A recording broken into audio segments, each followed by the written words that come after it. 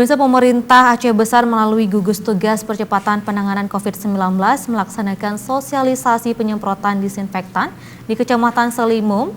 Selain itu juga dilaksanakan sunatan massal bekerjasama dengan IAKMI dan juga anggota DPRK Aceh Besar.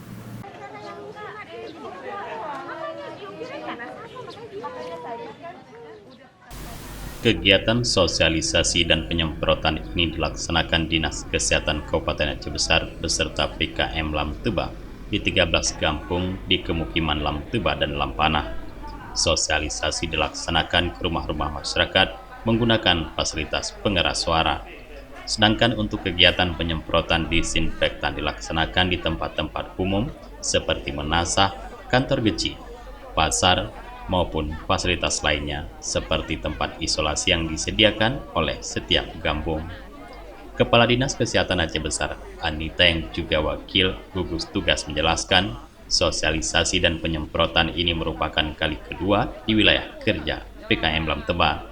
Sebelumnya telah dilaksanakan di awal bulan April 2020 yang dilaksanakan langsung oleh PKM setempat.